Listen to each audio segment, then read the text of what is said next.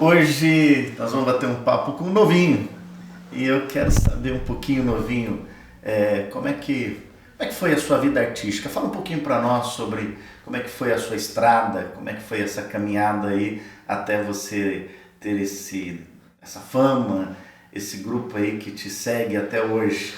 Olá, pastor, obrigado pelo convite. Estou muito feliz de estar aqui na tua frente. E, cara, doideira, né? Olhar para trás e pensar isso tudo, como a minha vida mudou, como foi transformada, assim. Mas eu sempre tenho realmente essa atividade mental de lembrar lá atrás. Eu acho que isso é o que me faz manter hoje em dia firme, assim, no propósito. Sempre olhar de onde eu saí, tudo que eu passei. E eu tô com 26 anos hoje, pastor. E eu tô desde os meus 16 anos, 15 para 16 eu já tava montando meu primeiro grupo de pagode. Ok. E aí eu comecei na noite, comecei fazendo festinha, levava a molecada da escola pros pagode e comecei a trabalhar com festa, virei comissionário de evento, promoter, assim comecei a criar um público, uma demanda. Com 19 anos foi onde eu recebi um convite para fazer parte de uma banda de pagode lá em São Paulo. Eu morei na periferia de São Paulo 2 anos, na Brasilândia, Zona Norte. Morei lá em São Paulo 2 anos e lá eu acabei conhecendo o funk. O funk. E eu sempre tive algo, eu tocava meu pandeirinho ali, mas sempre teve algo que me chamava pro microfone, pra comunicação, algo a mais, a estar na frente. E aí lá eu conheci o funk e lá à noite, como eu sempre tive cara de molequinho, assim, um pouquinho mais novo, ninguém hoje em dia me dá 26 ainda, graças a Deus. Lá, a própria noite, a galera começou a me chamar de novinho. De novinho. Foi pegando. E aí lá eu resolvi... Aconteceu algumas coisas lá que não tava mais dando certo. A gente tinha uma produtora, começou a atrasar pagamento e tal. E aconteceu bastante coisa na minha vida, mas resumindo. Eu voltei pra cá e aí há 4 anos atrás eu... Na verdade foi conversando com a minha mãe, porque minha mãe é a minha maior fã que tem. Legal. E eu tava... Mãe é mãe, né? Mãe é mãe. E eu tava querendo montar um grupo de pagode de novo aqui. E ela falou, filho, teu negócio é o funk. Mamãe levando ele pro funk. E aí eu falei, cara, vou lançar MC Novinho. Aí rolou. E hoje é MC Novinho BC, né? Tive problema com registro de marca e tal, aí eu coloquei o BC. E de 4 anos pra cá eu entrei no funk. No primeiro ano, nos 2 primeiros meses, assim, já começou a dar muito certo, porque era uma coisa que tinha pouco aqui. Então eu comecei a fazer bastante show. E de lá pra cá... Apareceu o Brunão na história aí também? O DJ Bebê. O Bruninho foi meu braço direito, assim, por acho que mais ou menos 1 ano ele trabalhou comigo. Eu tive uns 3 DJs na noite, assim, mas ele era meu braço direito, meu motorista e tudo mais, né? Gente boa. Gente boa demais. E foi isso, pastor. Eu rodei bastante, assim, com funk, né? Cheguei nas maiores baladas do sul do país, nas rádios. Minhas músicas antigas tocam até hoje, né? Às vezes até tenho vontade de chegar e falar, não quero que toque mais, mas não tem como. É um negócio universal, né? Claro. Porque eu mudei muito a linhagem, né? Por isso. E de lá pra cá, começou a... Tá, e onde que a igreja, vamos dizer assim, esse relacionamento com a igreja entrou no seu dia a dia? Quando bateu a pandemia, eu lembro que, acho que foi o quê? Uns 2 anos atrás, mais ou menos, 2 e pouco, já quase 3, né? Quase 3. Quando começou a surgir na TV, eu lembro 45 dias em casa, não sei o que, não sei se o senhor lembra certinho. Aí eu me apavorei, porque nessa época eu tava vivendo totalmente de shows. Tava fazendo 25, 30 shows no mês. E aí acabou meu recurso. Cortou, totalmente. E aí, nesse tempo de pandemia, eu acabei entrando numa depressão bem grande, problema com droga, outras coisas. Fui ficando mal, triste e tal, fui bem pra baixo. Mas uma coisa que eu acho bem importante, eu sempre gosto de citar, que mesmo no mundão louco assim, na noite, sempre teve algo dentro de mim que hoje eu vejo que era um inconformismo. Com essa inversão de valores, com o mundão, assim. Esse vazio Sim. que só pode ser preenchido O vazio, pelo Espírito de Deus, né? O vazio que era gerado pelo inconformismo, acho. Porque eu olhava pro meu lado, pras pessoas que estavam à minha volta, pra galera da noite, eu via muita coisa errada. E aí aquilo me levava a um vazio que eu sempre falo pros moleques que eu passava o final de semana na correria, chegava na segunda-feira, quando eu deitava no travesseiro, parecia que tava faltando alguma coisa. E eu não conseguia adquirir nada, porque a noite é muito doida, sabe? Você ganha um tanto, chegando na segunda-feira eu tinha 10% do que eu ganhava.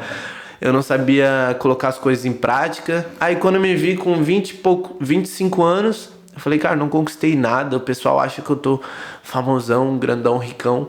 E na verdade eu tava apenas com essa fama mesmo, né? O augezinho ali. E aí eu comecei a buscar Deus. Comecei a ir pra frequentar culto. Deus começou a falar comigo. Eu sempre tive a noção de que Deus ia me chamar um dia. Só que eu tinha certeza que eu ia conquistar o Brasil, um público muito grande para falar de Deus. E aí nessa pandemia, quando Deus começou a falar comigo o quanto eu precisava dele. E aí eu sempre comento isso com o Will, né, que é meu líder. Que nessa pandemia eu aprendi o valor de uma pessoa, porque o quanto eu precisava, o quanto ele se esforçou pra me ganhar, pra me tirar do fundo do poço. Como é que foi a tua experiência de achar o Will? Como é que aconteceu isso? Isso é muito interessante. O Will, a gente é MC, né? Então a gente já se conhecia, a maioria dos MCs da região me seguem, me acompanhavam, e eu também acompanho alguns, sempre fui bem aberto com isso. E o Will me ganhou numa batalha de rima em Camboriú, numa final, que valia uma vaga pro estadual, e ele me ganhou na final.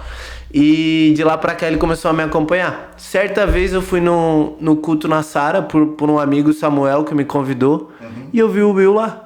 Eu falei, ué, esse moleque tá convertido? E aí ele já tava muito entregue e tal, já era líder e tal. Aí ele me convidou pra ir na célula dele. No dia que era a célula dele, ele contou o testemunho dele. Aí eu falei, é isso, eu quero viver o que esse cara tá falando. Desde que ele começou a falar, eu chorei até o final, assim. Deus falou muito comigo. Aí de lá pra cá, hoje ele é meu líder, meu irmão, tudo assim. Minha referência. Uma coisa muito interessante na minha caminhada, né? É que primeiro Deus te trata, primeiro Deus te constrói, porque você só pode dar daquilo que você recebeu. Uau. Né? Então quando você estiver realmente cheio do que você tiver para entregar para o Brasil, cara, as portas do Brasil vão se abrir. Nossa, é verdade, pastor. Tem campo, tem o que você fazer. Sim. E o dom, o talento, a sua história. Deus nunca abre mão da sua história. Uau. Então, o que tem para frente, ele vai construir. E é muito incrível como eu precisei desse tempo para criar raízes em Jesus, assim. Porque, por exemplo, agora, eu tenho uma música lançada de um ano pra cá. Agora eu tô indo mais pra estúdio, tô com música preparada. Essa semana até cantamos uma no Arena, uma nova, minha e do Tarone. E então, Deus fez eu criar raízes com ele, tirar tempo pra ele, pra pregar o evangelho, pra conhecer o evangelho, Bíblia, ir pra dentro da Bíblia. E agora eu vejo que ele quer me usar muito nessa parte da música de novo. Então, é bem isso que o senhor falou, assim, sabe? Eu tive que aprender a me encher pra conseguir transbordar isso, né? Você só pode dar do que você tem, né? Exatamente. Do que você tem. Legal. E esse tempo de música? Mudou muito, então, as letras? Mudou. O foco? Mudou bastante, né, pastor? Mudou bastante, assim. Realmente, eu cantava o que o mundo quer ouvir, né? Vamos dizer assim. Porque se você for parar pra olhar hoje top 50 músicas do Spotify, não... Cara, se tiver uma que agrega na vida de alguém, é muito. Infelizmente, tá rolando essa inversão de valores, e por isso que eu bato tanto nessa tecla hoje de que se o jovem cristão não se posicionar, não influenciar, quem tá influenciando, eu não preciso nem citar nomes, é outros artistas e tal, então a gente precisa muito estar posicionado, né? E mudou totalmente, né, pastor? Tipo assim, eu fiquei apaixonado pelo evangelho, por Jesus, não tem como eu cantar o que eu tava cantando antes. Os moleques chegam pra mim, tá, mas não tem como tu levar uma vida profissional com o que tu cantava antes e uma vida com Jesus? Não tem como, porque a própria palavra fala, em tudo dai glória. Sim. Em tudo glorifica o Senhor. E você é uma pessoa, né? Você não é um personagem. Exatamente. É isso que às vezes as pessoas não entendem, né? Exatamente. Que o viver Cristo não é desenvolver um papel. É. Viver Cristo é um estilo de vida, né? Uau. Não é uma religião, não é, eu frequento isso. Não, é um estilo de vida, né? Nossa, verdade. E a partir daí é que a gente começa a estar em Sim. Deus, né? E com a sua família, alterou, mudou? Houve porque é uma mudança. Sim. E essa mudança nem sempre as pessoas que estão do lado conseguem aceitar, né? Houve um espanto bem grande, assim, né? Um espanto bem grande, assim, caraca, do nada. A minha família sempre me apoiou muito, eles me viam muito como esse artista, assim, sabe? A minha mãe é completamente apaixonada por me ver cantando. Tanto que esse final de semana agora eu cantei num rolê de crente, né, que a gente faz. E a minha mãe e meu padrasto foram... O que é um rolê de crente? Pra mim, o que é um rolê de crente? O rolê de crente, cara, é um rolê que a gente se diverte igual, a gente curte igual, só que sem as porcariadas do mundo. Sem droga, sem... Você não precisa hoje de droga pra cantar. Sim. Você não vê ninguém se pegando pelos cantos, você não vê ninguém brigando, não tem segurança. A gente fica louco do Espírito Santo e de energético. E seria isso. Muitas pessoas acham que o crente não pode se divertir, né? E a verdade é que a palavra de Deus fala até sobre dançar, né? Sim. Tal, fala sobre tudo isso. Então a gente tem a Sara... Nossa terra é muito forte nisso, né? Realmente se comunicar com o jovem. Como ganhar um jovem? Falando pra ele que do nada ele vai ter que parar de ouvir rap, ou mostrando pra ele que rap é coisa de Deus e que só foi invertida os valores. Perfeito. Então que ele pode ouvir uma coisa legal, né? Então eu vejo que nossos rolês são isso. E o que eu ia falar é que minha mãe e meu padrasto foram me ver cantar nesse rolê. Que legal. Porque pra ela, tipo assim, ela quer me ver cantando, é o sonho da vida dela, sabe? Me ver com essa questão da música e tal. Então, mas pra minha família foi bem espantoso. Hoje em dia, porém todos sempre me apoiaram. Nunca ninguém foi contra, assim, sabe? E hoje em dia eles até estranham, assim, eu faço célula deles, falam, tá, mas quem que vem pregar? Daí eu falo, não, sou eu que prego. Sou eu que prego toda semana e tal. E eles falam, caraca, mano, porque minha família... Mas peraí, você falou em célula, mas como que é essa célula? Se chama Salve Salve Monte Alegre, o nome do projeto. E a gente faz lá numa pracinha em frente ao Caique. Essa pracinha tem o nome do seu? Não é essa, pastor. Não é essa. A que tem o nome do meu avô é no Tabuleiro, que é onde eu gravei o clipe da música Esperança. Top. Que é bem próximo da minha casa. Essa do Monte Alegre é na frente do Caique, eu não sei qual é o nome da praça, mas é bem na divisa Conde Vila Verde e Monte Alegre, ali na frente do Caique ali. E a gente tem esse projeto, Deus colocou no meu coração quando eu ganhei o desafio de fazer uma célula no Monte Alegre. E Deus colocou no meu coração, cara, tu vai fazer uma célula, mas ela vai ser um movimento, sabe? Entendi. Eu sempre tive na minha cabeça um movimento cultural, mas que a gente tivesse uma nova cultura mesmo, pra molecada. E aí eu resolvi fazer na praça e de lá tem sido um desafio muito louco, assim, evangelizar na praça, falar de Jesus a céu aberto, assim, e a gente tem ganhado muitos meninos lá pra Jesus. Na última revisão a gente levou 6 pessoas de lá, então tem sido muito louco, assim, sabe? E agora a gente tá sonhando com uma igreja no Monte Alegre, hein? E vai ter. Em nome de Jesus. Que legal, que legal. Que bom. E a gente faz a gente faz as batalhas de rima antes. Isso, me fala aí. Que é pra chamar a molecada, né? Porque, tipo assim, no começo, o que chamava o moleque? Pô, falar de pregar Jesus, tipo assim, né? Eles já ficam meio assim. Então a gente, é um negócio que eu e o Will pensamos juntos, a gente faz a batalha de rima. E quando termina a batalha de rima, a gente não dá nem tempo pra eles pensar. Um já sobe em cima de um banco, já sobe em cima de alguma coisa, já fala, gente, a gente veio aqui também pra pregar o evangelho, para falar de Jesus, que Jesus tem feito com a minha vida, vou contar um testemunho. E dali começou a surgir. Hoje em dia, a gente, no começo era uma luta, pastor, porque a gente ia só pra evangelizar, há 2 meses atrás, mais ou menos, eu acho que deve fazer. E hoje em dia a gente chega lá, tem 10 moleques esperando. Tem um pastor chamado José Satírio, ele é colombiano. E ele estava numa praça com o pastor dele e um grupo da igreja e tal. E aí, na hora que ele estava ali no meio, o pastor virou para ele e falou assim, José, você vai dar a palavra hoje. Não. Eu no começo. E ele era padeiro, ele trabalhava numa padaria. Uau. E aí quando chegou na hora, ele foi para trás, porque ele não queria, e o pastor pegou, bateu a mão nas costas dele e jogou ele bem no meio da roda assim, e ele olhou para um lado, olhou para o outro e falou: eu não quero mais ser padeiro. Forçado. E a partir dali nasceu o pregador, né? A partir dali saiu realmente alguém que teve uma mudança radical. Eu vejo também isso, né? Que como você também, de alguma forma, você não deixou de ser o MC. Sim. Né? Mas você passou também a ser, foi agregado, né? Um valor à sua pessoa, ao seu estilo de viver. Graças também, né, pastor? É uma igreja maravilhosa que foi onde, tipo entende, assim... né? Que entende essa... Que eu, dá espaço. eu sempre fui chamado e respeitado por isso. Tipo assim, cara, pra mim foi um presente de Deus a primeira vez que o bispo falou, tipo assim, o MC novinho. Uhum. Eu falava, caramba, a igreja vai me abraçar com o que eu gosto, só vai me ajudar a mudar isso, né?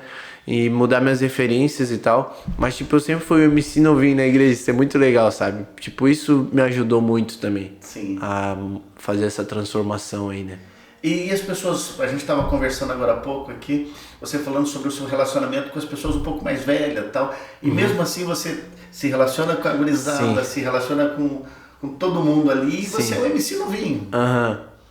Eu acho bem importante, né, essa mesclagem, assim, tipo, realmente buscar aprender com pessoas de mais idade, com adultos, né, que já passaram por experiências, e eu vejo que tem o respeito deles com a gente também. Essa semana mesmo, uma grande líder da nossa igreja, a Alejandra, ela chegou pra mim no WhatsApp e falou assim, pra mim é um prazer estar no meio de vocês ali. A Mônica Alejandra.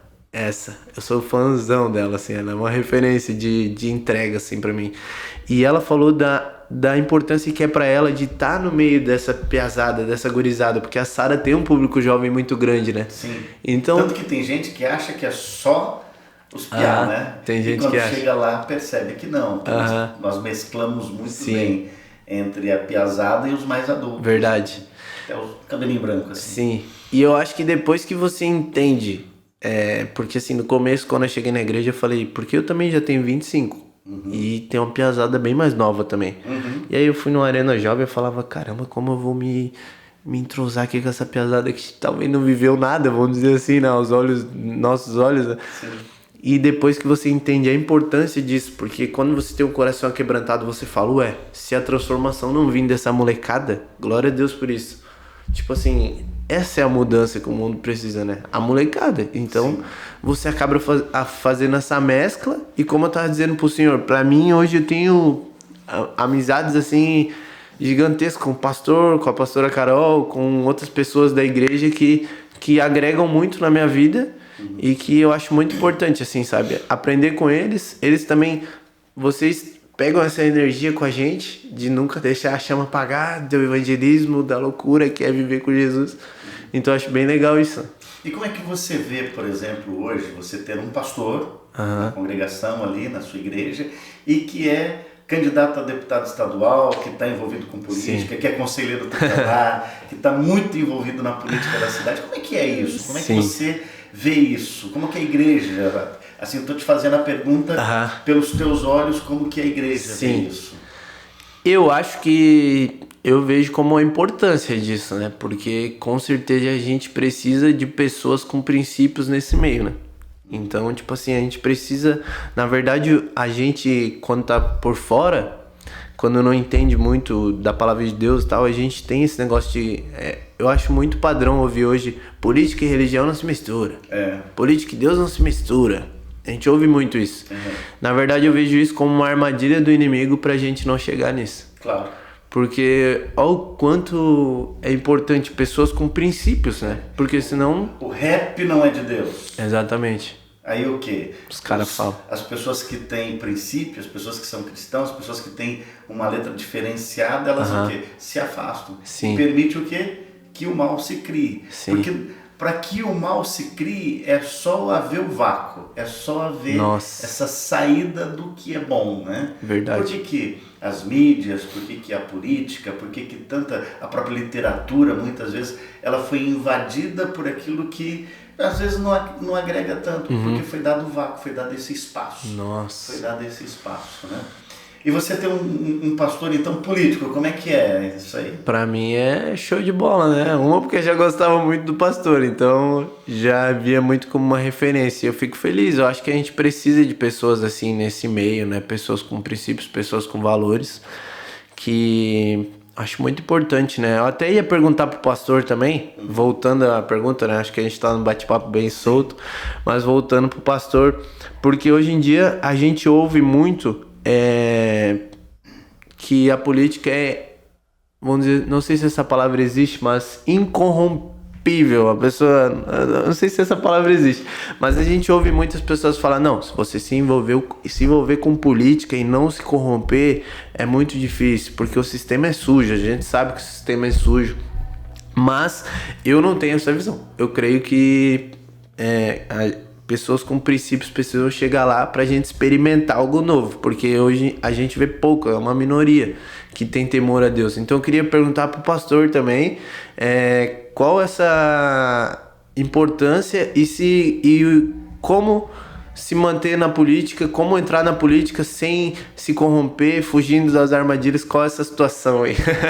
Novinho, incorruptível. É uma palavra nova, acho, né? Não, eu acho assim que incorruptível, né? Você pensar em incorruptível, eu acho que é muito importante você entender que a pessoa que você está colocando na política tem princípios. Uau.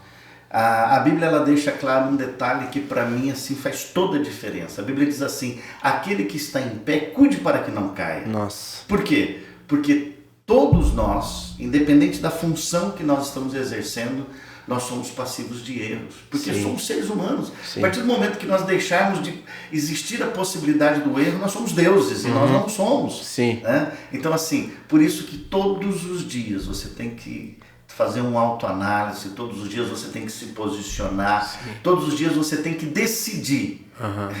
Eu falo que é como os alcoólatras anônimos ali, né? Mais um dia, passei mais um dia. Uau. E eu vejo que você tem que entrar na política com esse princípio. Sim. Eu hoje não vou pecar. O que é o pecado? Né? Às vezes a pessoa acha que pecado é matar, roubar, isso tudo é pecado Sim. também. Mas a palavra pecado, na etimologia dela, é errar o alvo. Então eu tenho que acordar, fazer a minha meditação, meu devocional com Deus e dizer assim, hoje eu decido não errar. Pode acontecer um acidente de percurso? Vai acontecer, né? Pode até acontecer, Sim. mas você não se programou. Porque o grande problema na corrupção é você se programar para ser corrupto. É você se programar para fazer o que é errado. Sim. E isso eu todos os dias, independente, hoje eu como conselheiro tutelar, como pastor, como homem público, como marido, como pai, né? Eu decido não errar. Eu decido. Eu decidi que nesse dia eu não vou errar. Sim. Então eu acho que a gente tem que partir por esse princípio. Decidir não errar. Sim. E o senhor vê, tipo, sem precisar citar nomes, mas o senhor vê que nós temos pessoas de bem na política brasileira hoje?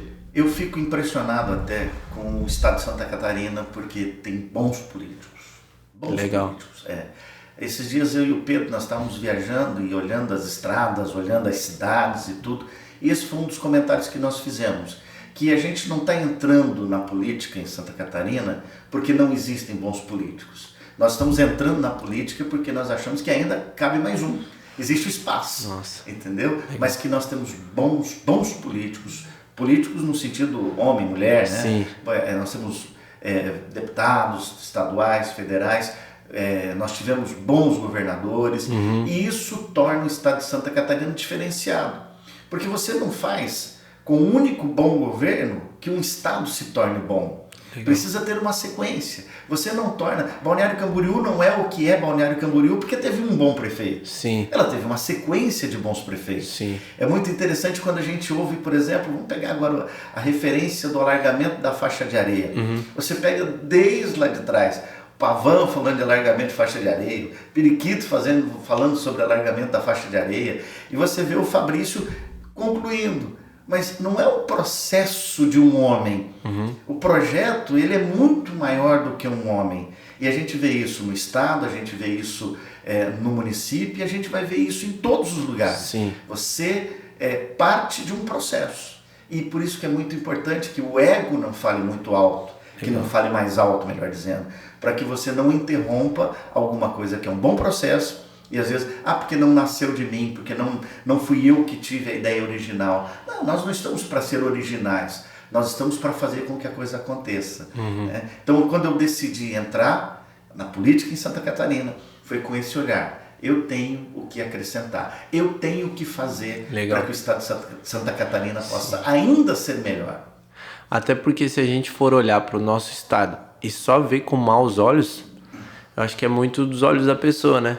Porque nosso país até pode entrar em crise e tal, mas nosso estado não para de crescer.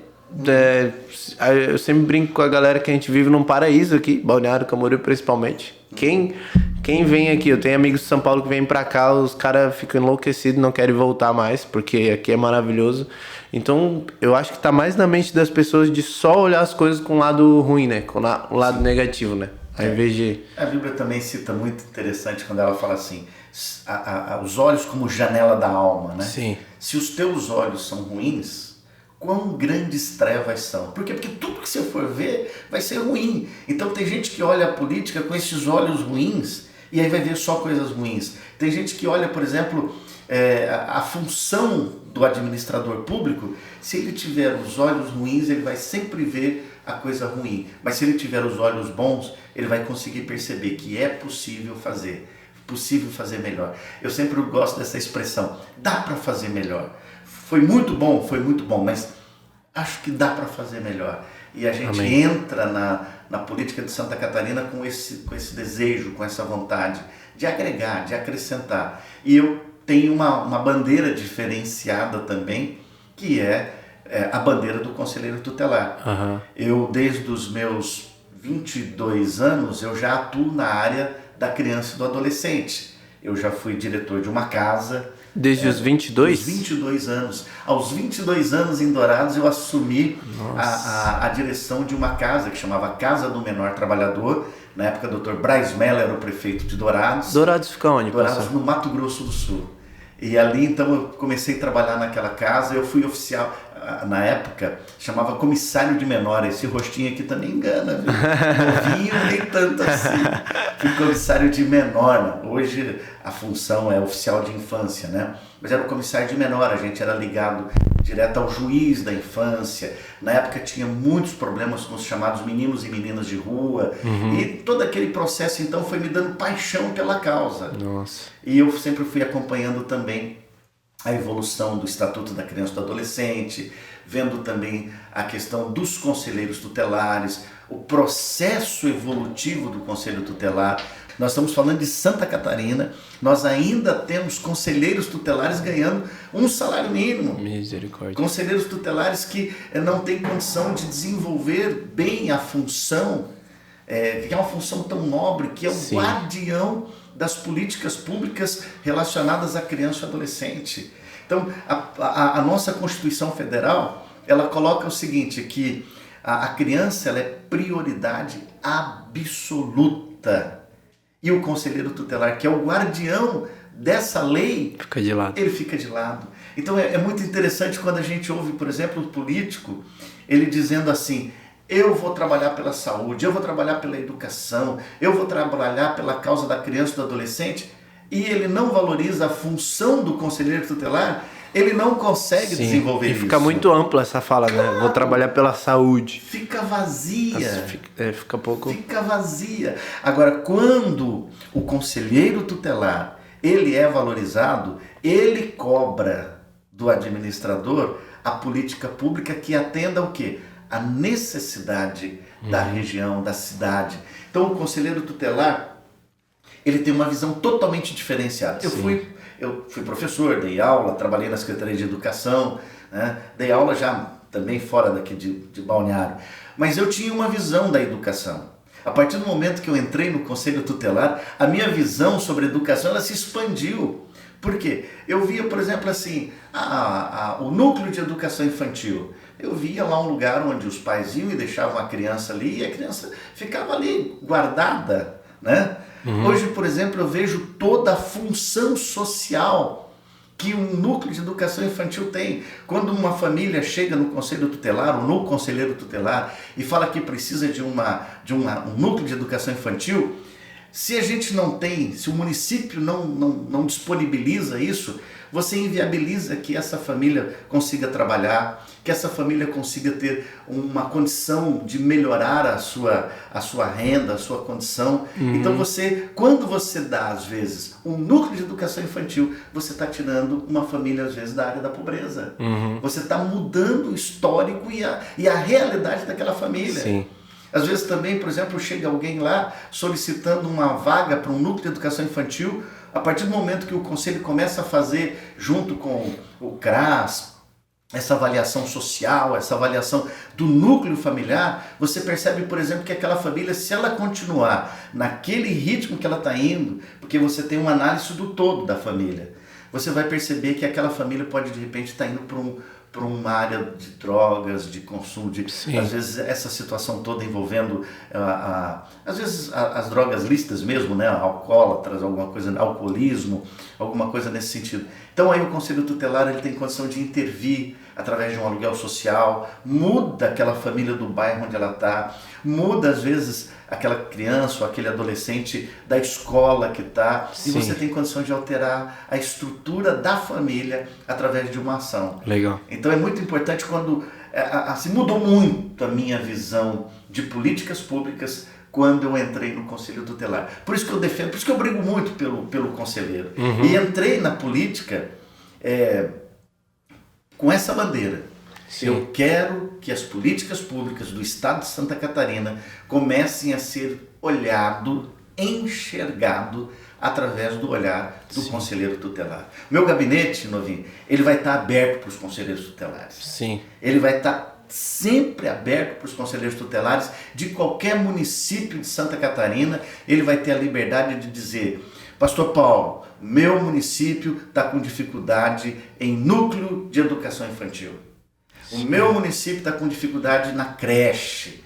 Meu município está com dificuldade, as estruturas das escolas do meu município não estão boas. Por quê? Porque aí nós vamos trabalhar. Se tiver na condição do deputado estadual, nós vamos trabalhar e vamos agir de maneira imediata. Se não, vamos fazer a parceria com o deputado federal, vamos trazer uma emenda, vamos fazer uma reforma, vamos fazer a construção, mas aquela causa não pode ficar sem uma resposta. Então o meu gabinete vai estar aberto ao conselheiro tutelar. E esse conselheiro tutelar ele vai fazer aquilo para o qual ele foi eleito. Porque ele não foi eleito para ir buscar adolescente em medida socioeducativa na delegacia, ele não foi eleito para ficar correndo atrás de adolescente, vendendo bala em semáforo, ele foi eleito para influenciar a política pública do município. E muitas vezes ele não tem condição de fazer isso por tantas coisas que ele fica fazendo. Por isso a minha bandeira é o conselheiro tutelar. Legal. E eu vejo que, enquanto o senhor falava, que eu imaginei um conselheiro tutelar ganhando mal, né? Talvez até, não sei se questão de atraso e tal, de pagamento, mas o conselheiro tutelar ganhando mal, ele precisa trabalhar com a raiz da sociedade, que é a criança. Então, como ele vai passar algo bom, né? Cuidar de uma criança, imagina se a gente tivesse uma estrutura melhor, até para, eu creio que o senhor deve estar por trás também da questão de orfanatos e tal, tudo isso se a gente tiver uma estrutura melhor, as nossas crianças sendo tratadas, porque eu vejo hoje, até me veio na mente também, enquanto o senhor falava, que a nossa maior dor da nossa sociedade, para mim a maior disparada, é a paternidade, a falta de paternidade. Então, queria que o senhor falasse um pouquinho sobre isso também, lógico, com pessoas à frente, mas eu gostaria de ver mais projetos voltados para isso, sabe? Hoje eu lidero jovens e 95% vem com problema de paternidade. Não especificamente um pai, né?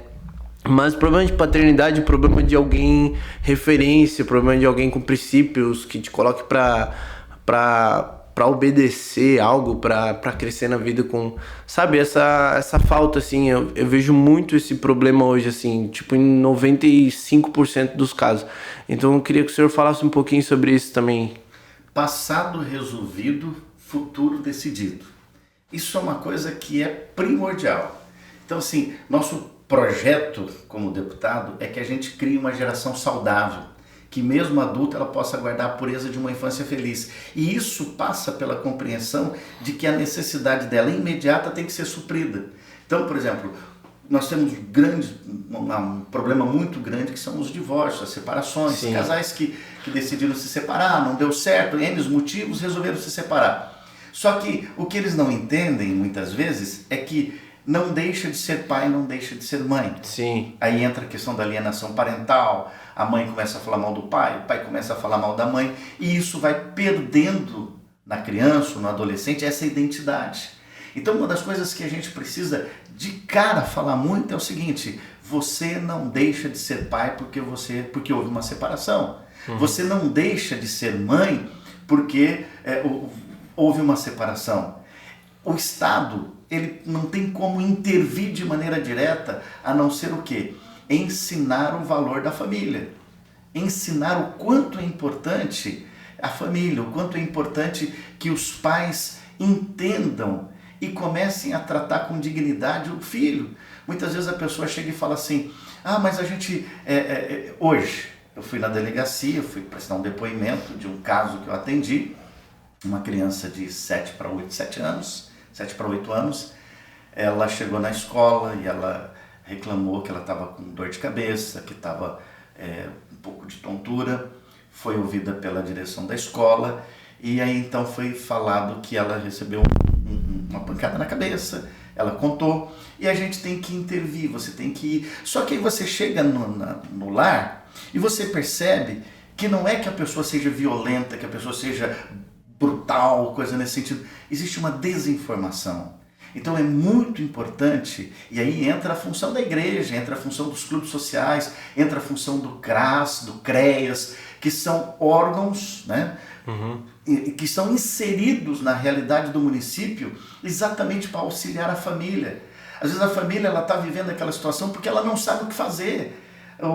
Às vezes o cara foi pai muito novo, foi mãe muito nova, não teve um acompanhamento no momento. Balneário tem uma outra realidade diferenciada, que as famílias elas não têm família extensa, não tem um núcleo familiar que possa auxiliar. Então a gente encontra muitas pessoas dentro da realidade da nossa cidade que vieram para cá, é só o casal com filhos, e que acabam perdendo a condição de ser bons educadores porque falta esse assessoramento. Então, muito importante, o município dispõe, por exemplo, como o Projeto Paz, que eu admiro, acho fantástico, que tem um acompanhamento psicológico. Nós temos, através dos CREAS, todo um acompanhamento também social, psicológico. O CREAS é uma estrutura social desenvolvida pelo município que ela dá assistência, tem o SUAS, que é o Sistema Único de Assistência Social. Esse sistema de assistência social, ele começa a pensar o indivíduo como um todo. E aí tem a primeira parte do CREAS, do CRAS, que é o atendimento da vulnerabilidade social. E é interessante porque muitas vezes da vulnerabilidade social a gente percebe as outras vulnerabilidades. Aí entra o CRAS, que é o CREAS, que vai dar esse acompanhamento posterior. O CRAS é a porta de entrada e o CREAS vai dar a sequência para que aquela família possa receber um acompanhamento socioeducativo, social, toda a parte psicológica, aquilo que ela precisar. E aí existem outros instrumentos sociais que ajudam a família a se estabelecer. Então, muitas vezes a pessoa chega no conselho tutelar ou no conselheiro e ela não sabe o que ela está buscando. E aí, então, o conselho tutelar, por isso o termo conselheiro, vai aconselhando ela na função e no caminho que ela deve andar para que ela possa ter os recursos que o município tem para atendê-la. Ok, Novinho, muito obrigado, que bate-papo fantástico, e depois nós já queremos abrir um suspense aí, porque também o próximo vai ser sensacional, vai ser desse nível, como foi com você, prazeroso, né? Muito obrigado pelo convite. Nosso abraço. Faz tempo que uma conversa não me agregava tanto, eu acho, assim. Que legal. Tô me sentindo um cara muito importante. Outra coisa, dia 2 de outubro eu tenho um compromisso com você e você comigo. Amém. Só preciso saber qual é o número do senhor, que eu ainda não... Interessante. Novinho, eu fui eleito conselheiro tutelar com 932 votos aqui em Balneário Camboriú. Então, legal. Eu tive 932 votos para ser conselheiro tutelar. O número 14 é o número do meu partido. Então eu coloquei 14 e 932. Legal. Porque com esse número eu já venci uma e eu estou com grande expectativa para vencer essa também. Amém, em nome de Jesus. 14, 932. 14, 932. Aperta o verde, confirma. Confirma. Amém, pastor. Um abraço, meu querido. Um abraço a você que está conosco e com certeza se prepare, porque no próximo vem mais bombas aí. Amém. Deus abençoe. Você que acompanhou até aqui, próxima semana nós teremos mais. Forte abraço.